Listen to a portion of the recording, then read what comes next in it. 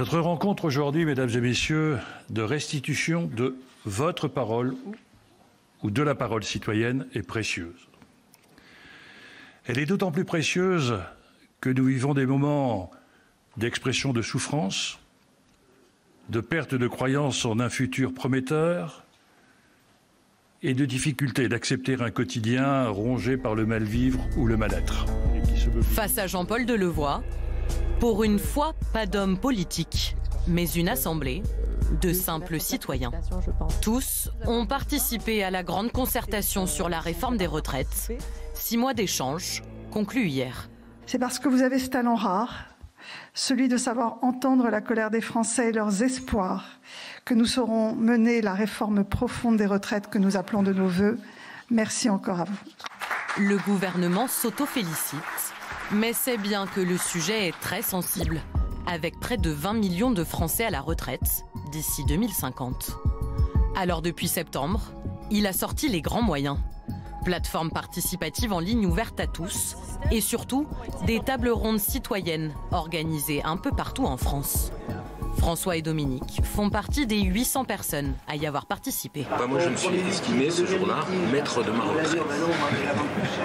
J'ai compris, je me suis dit, je vais participer et je vais savoir d'où viennent les financements, qu'est-ce qui va se passer, qu'est-ce que je vais devenir plus tard.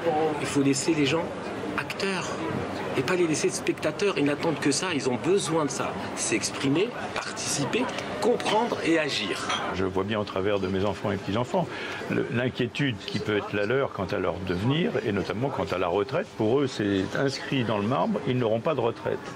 Donc je trouve quand même qu'il est indispensable que ceux qui en bénéficient aujourd'hui puissent au moins contribuer à les rassurer en participant et en construisant un nouveau dispositif qui leur assurera au moins d'avoir une retraite à l'avenir. C'est terminé les assemblées d'élus où vous décidez tous ensemble.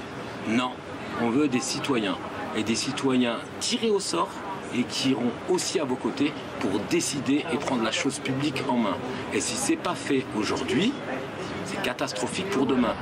Alors voilà, le jury citoyen. Tout ce que vous nous dites là, ça nous intéresse beaucoup. Moi je vois aussi, vous avez beaucoup parlé de la stabilité, de la gouvernance et de la transparence. Autour de la table, 15 citoyens représentatifs chargés de souffler des idées au commissaire à la réforme des retraites.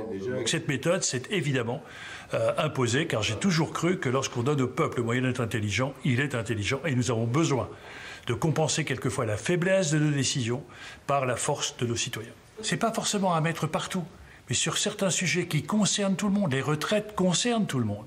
Il faut développer des lieux d'écoute, des lieux de participation, des lieux d'échange. Sincèrement, je voulais voir comment ça se passe justement lorsque c'est organisé de façon officielle, avec un haut commissaire, donc on sait bien que c'est l'État derrière tout ça.